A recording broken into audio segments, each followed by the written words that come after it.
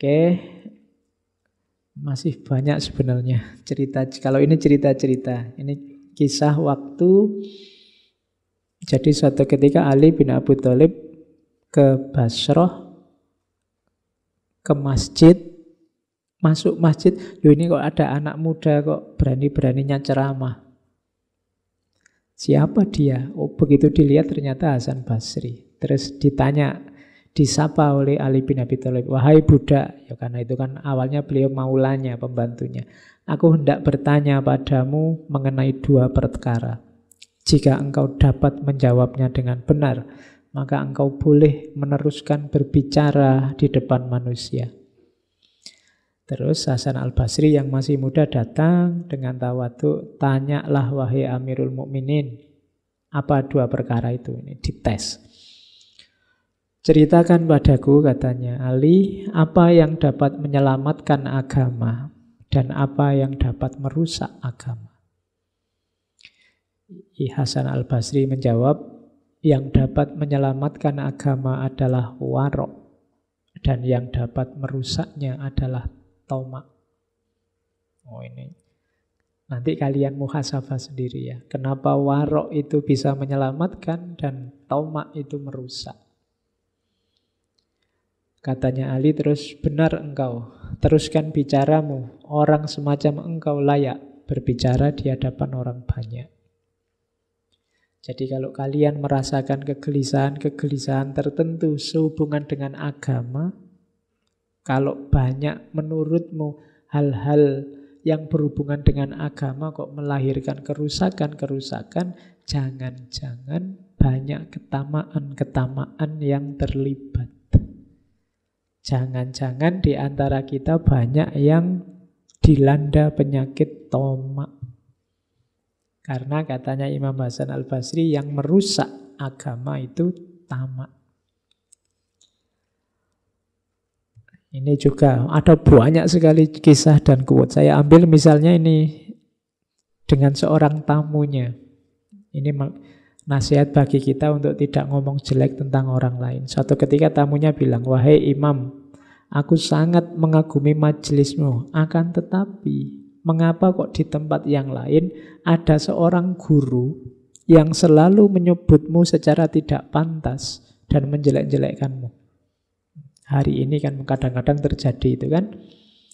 Orang mengadukan ustadz ini, mengadukan ustadz itu, guru ini, guru itu.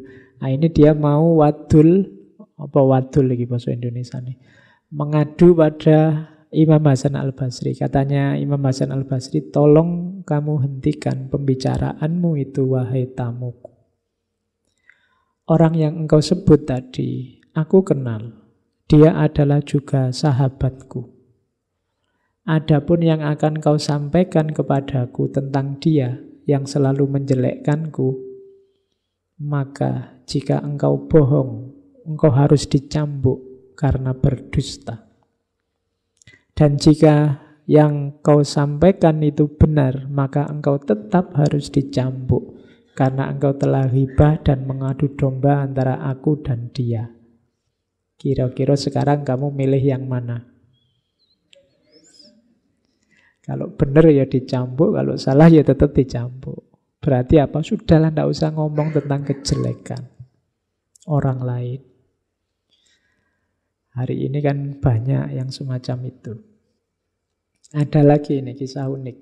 Kisahnya Hasan al-Basri dengan seorang teman sufinya yang namanya Habib al-Ajmi.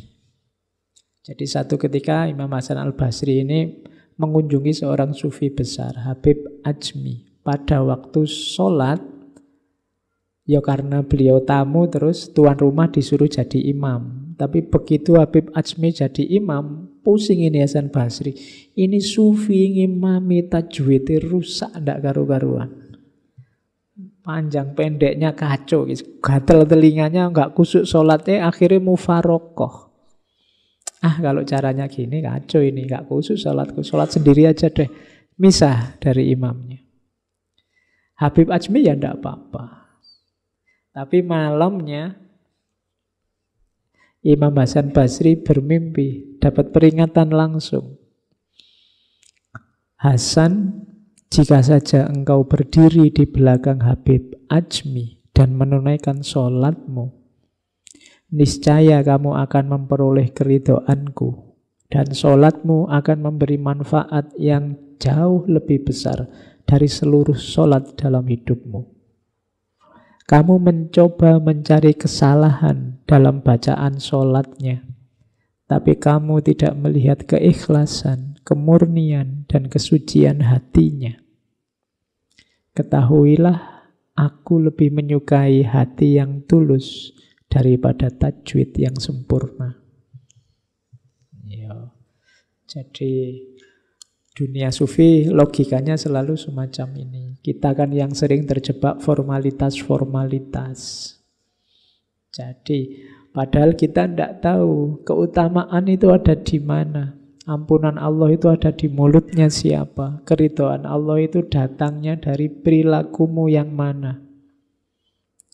Jadi jangan merendahkan orang, menyepelekan orang, menjelek-jelekkan orang, dan lain sebagainya. Jadi ini pelajaran dari kisahnya bersama Habib Ajmi. Oke, kita kan juga punya Habib sekarang banyak. Terus yang sufi juga kan banyak. Kalau ini kisah tentang seorang pemabuk. Suatu ketika waktu Imam Hasan Al-Basri jalan-jalan, tiba-tiba lihat orang mabuk masuk dalam lumpur. Terus diingatkan oleh Imam Hasan Al-Basri, hati-hati tuh kalau jalan, jangan sampai tenggelam. Cuma saya tidak tahu pemabuknya ini kemasukan apa. Jawabannya, wahai Tuan Hasan, jika aku tenggelam, aku sendiri yang hilang. Tapi apabila diri Tuan yang tenggelam, maka semua pangkat dan jabatan Tuhan akan ikut tenggelam. Ini sindiran pada Hasan Al-Basri. Jangan tertipu oleh pangkat, jabatan, dan semua topengmu. Dia hanya akan memberatkan hidupmu. Kamu bawa kemana-mana, kamu lebih sumpek lagi. Kalau hanya aku yang tenggelam, selesai. Siapa yang kenal aku, siapakah aku, mungkin tidak muncul juga di berita, aku tidak penting. Yang hilang hanya seorang pemabuk. Tapi kalau Imam Hasan Al-Basri yang tewas tenggelam, ada yang kehilangan guru, ada yang kehilangan mursyid, ada yang kehilangan sahabat. Dunia Islam kehilangan, banyak sekali yang kehilangan. Kenapa? Jabatannya banyak, gelarnya banyak, posisinya banyak. Jadi hal-hal duniawi masih banyak yang nempel. Ini diantara peringatan pada Imam Hasan Al-Basri. Siapa mengira kalau ini kalimat ini muncul dari seorang pemabuk. Mungkin yang mabuk juga tidak sadar ngomong apa. Atau memang mulutnya dipinjam oleh Allah untuk mengingatkan Hasan Al-Basri. Makanya saya bilang tadi kita tidak tahu hikmah itu muncul dari mulut yang mana. Terus kalau ini mirip kisahnya waktu kita bahas Laila Majnun. Jadi suatu ketika ada perempuan muda yang nyebrang jalan sambil dia ngeruneng, mengeluh tentang suaminya. Pokoknya mungkin sedang gegeran sama suaminya. Oleh Hasan Al-Basri diingatkan, karena perempuan ini tidak pakai tutup kepala. Kalau hari ini mungkin tidak pakai jilbab lah. Terus perempuan itu jawab, cinta kepada suami membuatku tak sadar akan lingkungan sekelilingku. Jika Tuhan tidak memberitahuku, aku tidak tahu kalau aku belum memakai tutup kepala. Saking sibuknya mikir suami, aku sampai lupa masih belum pakai tutup kepala. Oke, kritiknya aku terima. Namun heranku Tuhan, katanya Tuhan itu pecinta Allah.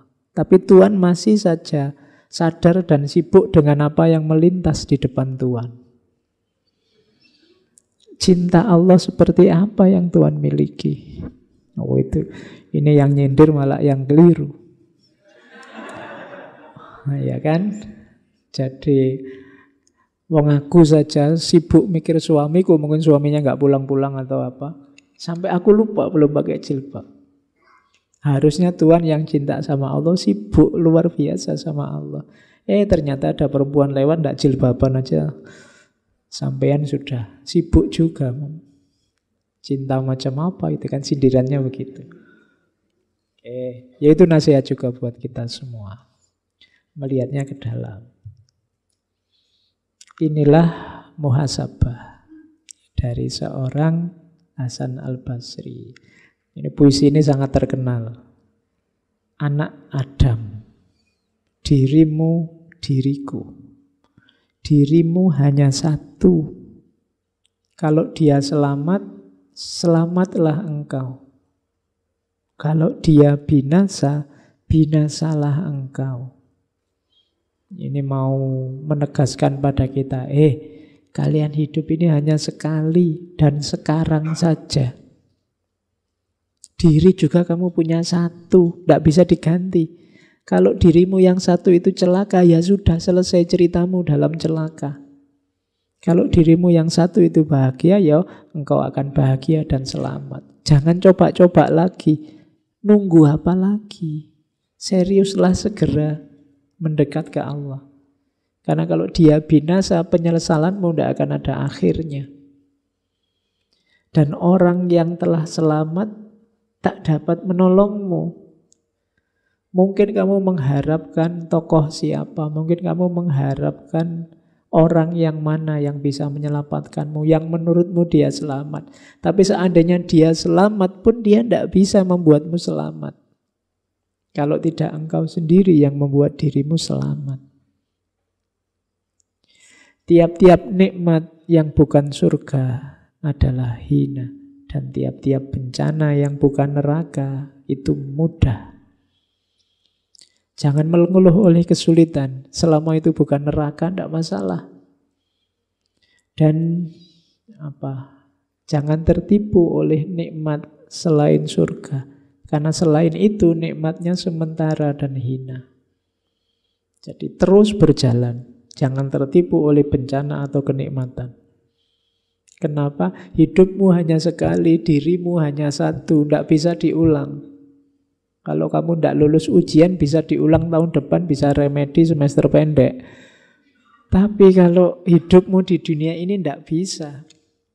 90% tangisannya penduduk neraka adalah harapannya untuk kembali lagi ke dunia meskipun hanya 1 hari saja.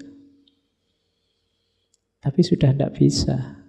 Maka semua nikmat selain surga levelnya masih hina. Dan semua bencana selain neraka itu masih mudah. Maka tetaplah khauf, tetaplah roja pada Allah.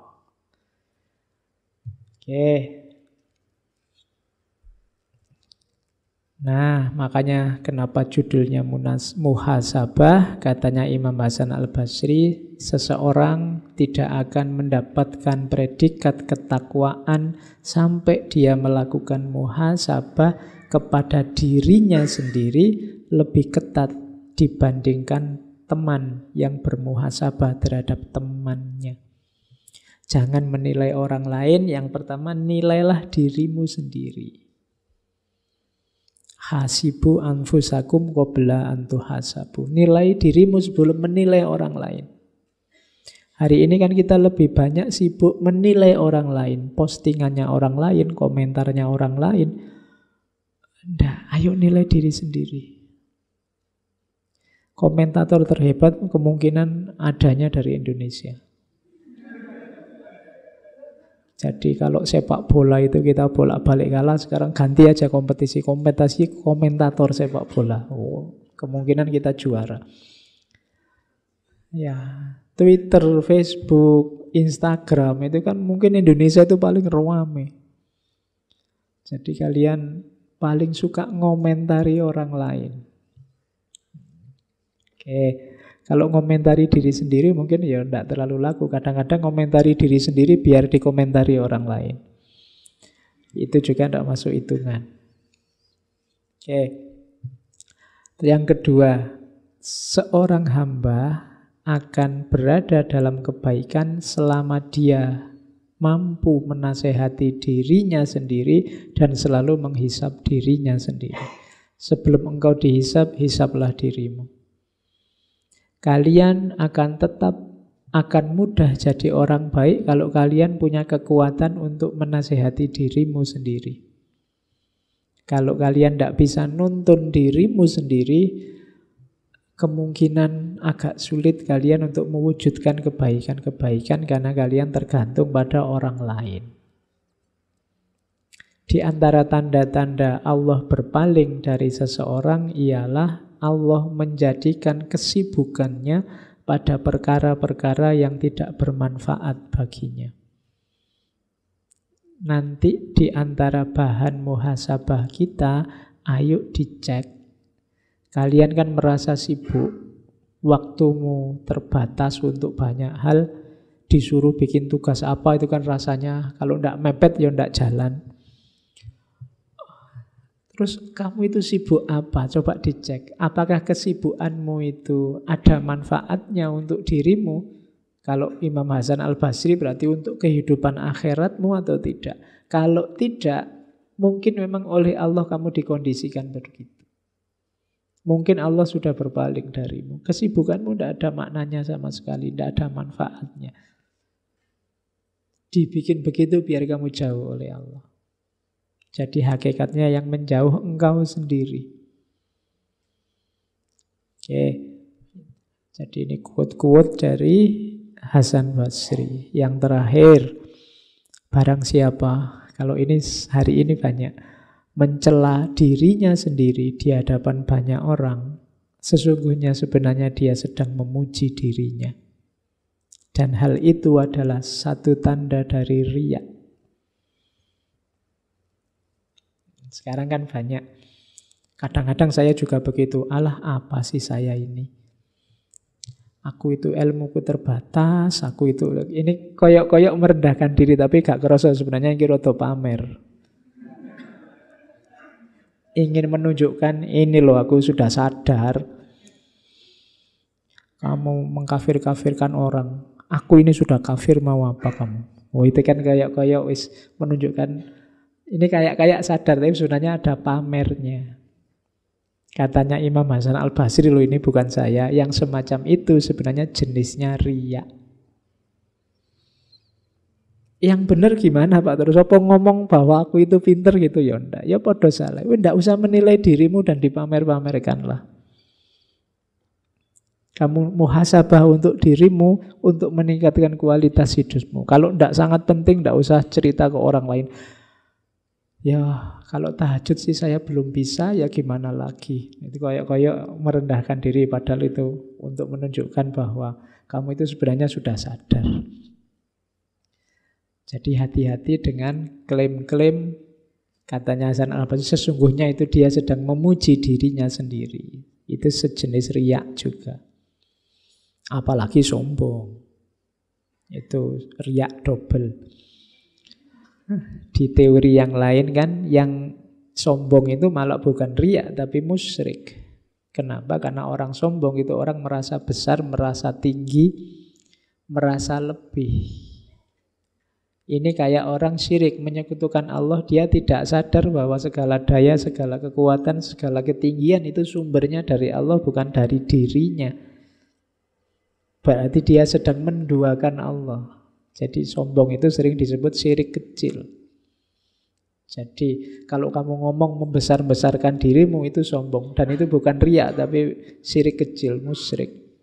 Nah, mengecil-ngecilkan dirimu biar orang lain menganggap kamu besar, itu baru riya. Sama kayak saya kapan itu pernah mencontohkan, kadang-kadang kita mau sholat tahajud tapi banyak teman, tidak jadi nanti dianggap anak soleh, kapan-kapan aja. Itu sebenarnya juga ibadahmu masih karena manusia, tidak karena Allah. Itu bisa masuk kategori riya ini. Gara-gara ada manusia kamu mau sedekah, tidak jadi, nanti dianggap pamer, tidak usahlah. Tulis saja hamba Allah. Masih manusia yang jadi pertimbangan. Emangnya misalnya ditulis namamu orang kenal siapa kamu? Kan enggak juga. Mungkin kamu aja yang kegeeran. Jadi biasa sajalah. Wong kamu ndak pingin pamer bahwa orang mengenali ya ndak apa-apa. Wong kamu memang pingin tahajud, ada banyak teman ya tahajud saja. Bahwa nanti kamu diledek, wah anak soleh nih ya biar aja. Wong bukan karena mereka kamu sholatnya. Tapi kita sering terjebak di sini. Di antara riya dan musyrik tadi. Oke, terakhir. Wahai manusia, sesungguhnya aku tengah menasehati kalian. Namun bukan berarti aku orang yang terbaik di antara kalian. Bukan pula orang yang paling soleh di antara kalian. Andai kata seorang muslim tidak memberi nasihat kepada saudaranya, kecuali setelah dirinya sempurna, niscaya tidak akan ada pemberi nasihat. Jadi ini ucapannya Imam Hasan Al-Basri juga saya ucapkan juga. Kamu jangan nganggap saya yang terbaik. Jangan nganggap wis soleh. Saya ngomong kayak gini bukan berarti Pak Faiz sudah melaksanakan yang di depan semua bel, prek. Tidak juga. Kita sama-sama belajar ya, sama-sama latihan. Jadi ya siapa tahu dari sekian banyak berbusa-busa saya ngomong sejak awal ada sedikit yang bisa meningkatkan kualitas hidup kita dalam rangka ilaihi roji'un. Tidak berarti yang ngomong lebih baik daripada yang diomongi. Jadi karena memang kita hidup bersama ini kan bedanya di beda fungsi main kita. Saya mainnya kebetulan hari ini di depan, jadi yang ngomong kalian yang mendengarkan. Tapi urusan siapa menasehati apa itu sebenarnya nasihat untuk kita semua. Tidak dari saya untuk kalian, tapi untuk kita semua. Makanya kalimat terakhir dari Imam Hasan Al-Basri itu ya memang tidak ada yang sempurna. Kalau nunggu sempurna dulu baru orang ngomong, tidak ada ustadz-ustadz, tidak ada guru-guru. Karena memang tidak ada manusia yang sempurna. Mungkin saya ahli di sini, kalian ahli di yang lain. Nanti ketika temanya ganti, mungkin kalian yang harus maju, saya yang mendengarkan. Itulah hakikat kehidupan manusia. Oke, saya kira itu. Imam Hasan Al-Basri sebenarnya masih panjang, cuma saya merasa ngomong sebentar ini aja kan rasanya sudah berat sekali. Kamu sejak awal dihantemi terus dengan mulai harus menjauh dari dunia, harus zuhud, harus khauf, harus roja. Wah, kamu puyeng terus ini. Rasanya kok masih jauh ya Pak dari situ. Tapi ya sedikit-sedikit kalau bisa kita mulai menuju ke sana. Orang berjalan atau kalau bahasa sufinya salik itu ya memang setahap demi setahap dari makom ke makom. Yang penting pastikan saja jalanmu sudah benar. Dari situlah nanti selangkah demi selangkah kita semakin dekat dengan Allah. Menuju ilaihi roji'un yang sejati. Oke, saya kira itu untuk malam ini. Minggu depan kita perdalam lagi di imam yang lain, imam sufi yang lain, Imam Abul Haris Al-Muhasibi. Namanya saja sudah muhasabah. Nah ya, kita lihat nasihat-nasihat dari beliau mumpung akhir tahun.